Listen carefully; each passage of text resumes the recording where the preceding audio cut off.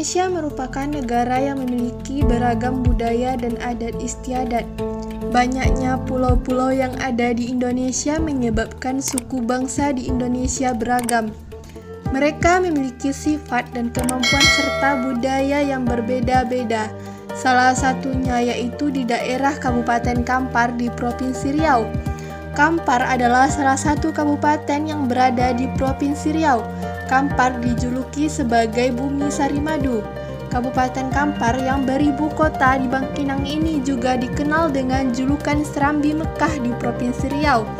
Kampar disebut memiliki banyak sejarah yang sampai saat ini masih terjaga dengan baik.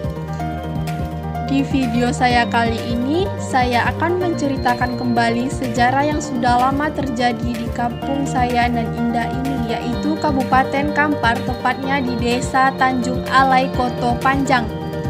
Konon dahulu di daerah ini terdapat sebuah desa yang tenggelam atau terendam oleh air, dan sekarang desa tersebut muncul kembali ke permukaan.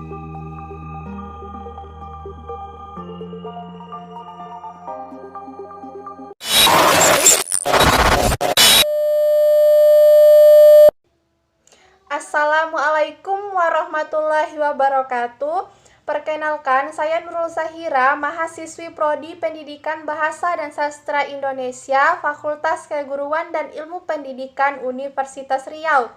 Di video saya kali ini, saya akan membahas mengenai cerita rakyat yang berjudul Desa Terendam Muncul Kembali di Kabupaten Kampar, tepatnya di Desa Tanjung Alai, Koto Kampar. Sebelum itu, saya mengucapkan terima kasih banyak kepada dosen pengampu sejarah sastra, yaitu Bapak Dr. Mengatur Sinaga M. Hum, yang telah membimbing dalam proses pembelajaran. Dan saya juga mengucapkan terima kasih banyak kepada narasumber, yaitu Supin Datuk Sinaro, yang telah membagi ceritanya kepada kita bersama. Sebelum kita mendengarkan cerita dari narasumber, pertama kita akan melihat animasi kehidupan masyarakat Tanjung Alai. Selamat menyaksikan.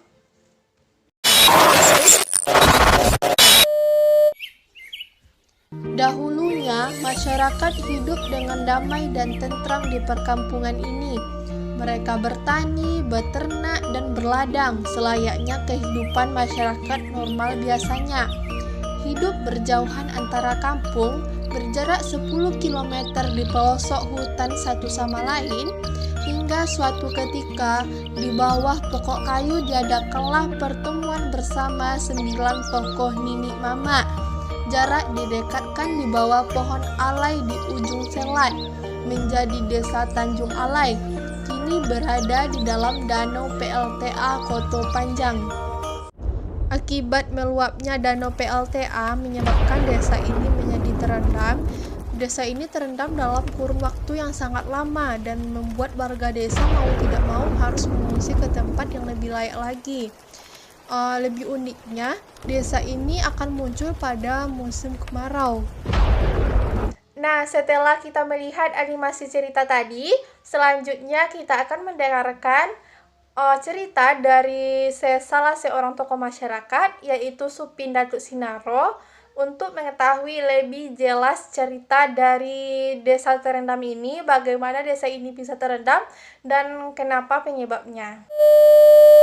Jadi kan sedang enak-enaknya nenek moyang kami di situ membentuk persawahan, membentuk pertanian, membuat perkebunan, bermacam-macam kebun, ya kan?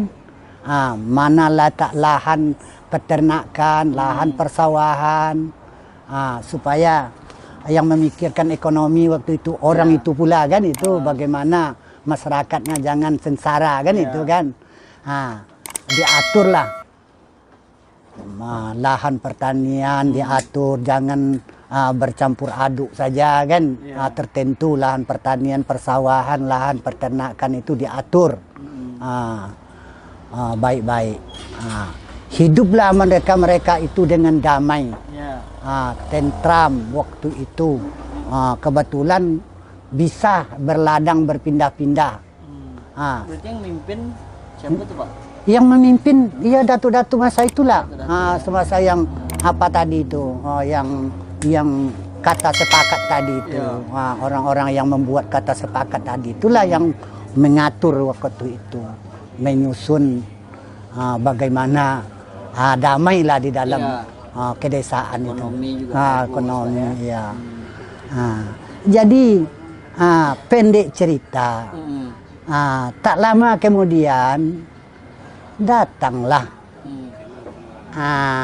program mungkin membutuhkan pembangkit listrik kan, namanya kan PLTA kan.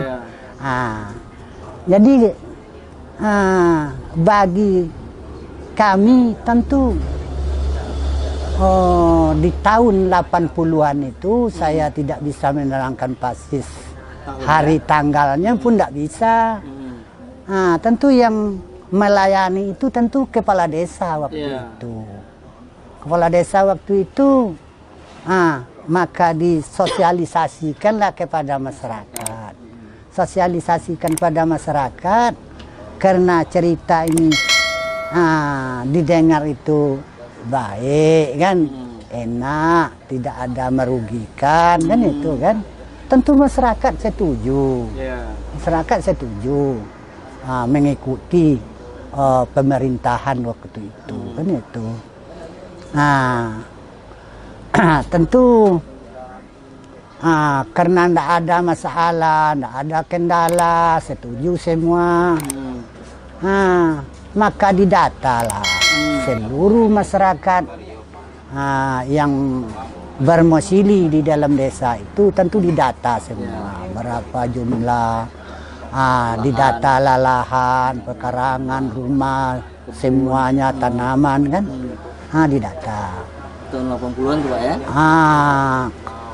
Kalau tak salah itu mulainya tahun 80-an, tapi akhirnya kan sampai 90-an ya.